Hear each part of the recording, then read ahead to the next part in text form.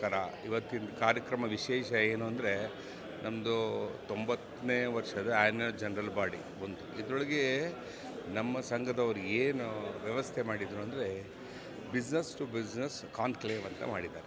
ಇದರೊಳಗೆ ಏನಂದರೆ ಹೊಸ ಆವಿಷ್ಕಾರಗಳನ್ನ ಅಳವಡಿಸಿ ನಮ್ಮ ಹೋಟೆಲ್ ಉದ್ಯಮವನ್ನು ಹೇಗೆ ಮುಂದೆ ತಗೊಂಡು ಹೋಗ್ಬೋದು ಅನ್ನೋದು ಒಂದು ಚರ್ಚೆ ಇಟ್ಟಿದ್ರು.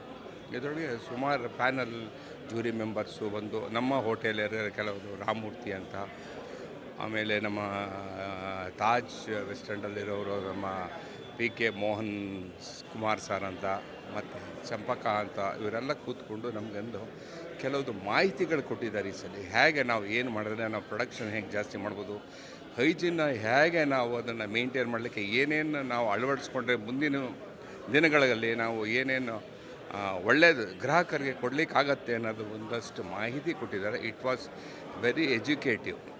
ಇದರಿಂದ ಸಾಕಷ್ಟು ಅನುಕೂಲ ನಾವು ಪಡೆದಿದ್ದೀವಿ. ಇದರಿಂದ ಮುಂದಿನ ದಿನಗಳಲ್ಲಿ ನಾವು ಗ್ರಾಹಕರಿಗೆ ಒಂದು ಉತ್ತಮವಾದಂಥ ಸೇವೆ ಕೊಡಲಿಕ್ಕೆ ಅನುಕೂಲ ಆಗುತ್ತೆ. ಮತ್ತು ಹಾಗೆ ಕಾಸ್ಟ್ ಕಟ್ಟಿಂಗ್ ಮಾಡೋದಕ್ಕೆ ಏನೇನು ನಾವು ಯಾವ ಎಕ್ವಿಪ್ಮೆಂಟ್ ಹಾಕಿದ್ರೆ ಒಳ್ಳೆಯದು, ಯಾವ ರಾ ಮೆಟೀರಿಯಲ್ಸ್ ಹಾಕಿದ್ರೆ ಒಳ್ಳೆಯದು ಅನ್ನೋದೆಲ್ಲ ಇಂಥದ್ದೆಲ್ಲ ಒಂದು ಮಾಹಿತಿ ಬಂದಿದೆ.